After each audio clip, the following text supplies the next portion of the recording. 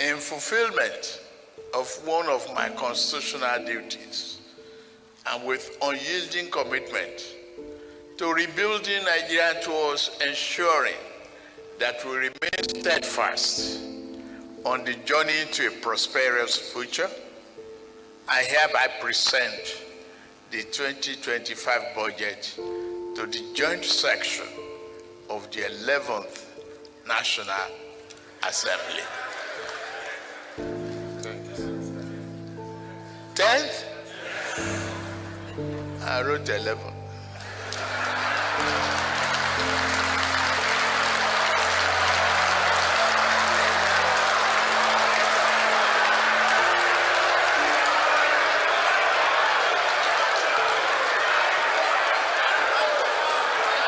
Which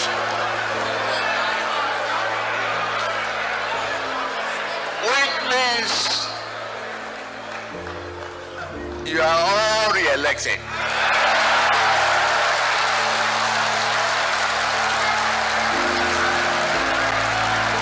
The reaction on the floor was what got my attention. And what came to my mind was this.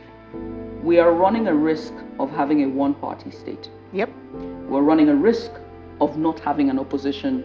A viable opposition. Yeah. We're running a risk of power grab both at the federal and state level. We're running a risk of a lack of dissent, the diminishing of voices of dissent.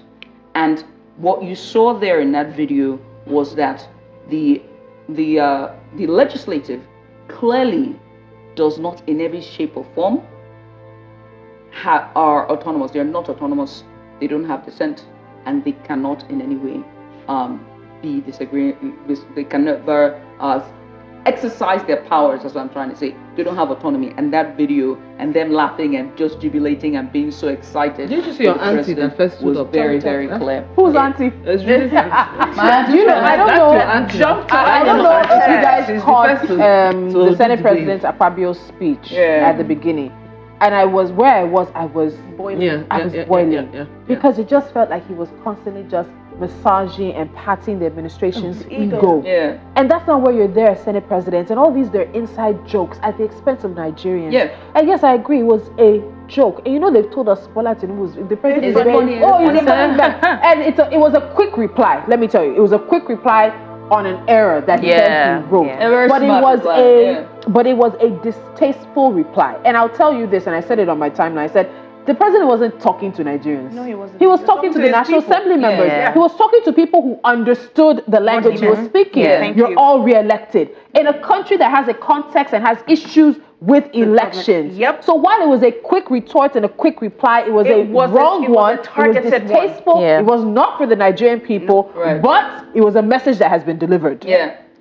And you take it or leave it, because and then it now, and hopefully CSOs are watching. Hopefully those who are able to champion the cause of the Nigerian people are listening to be like, okay, look, that is something we need to probe into. So Judith, you know the funny thing, nothing will happen. So he can come out to try and debunk whatever, but when they do it, they will defend it. There is always people will tell you that we're not able to take a joke. You people cannot take a joke. You guys think they're going to defend it? You will go to prison. They'll just come and pick you up and throw you somewhere. What are you talking about? Nobody's going to fight anything. We used to fear.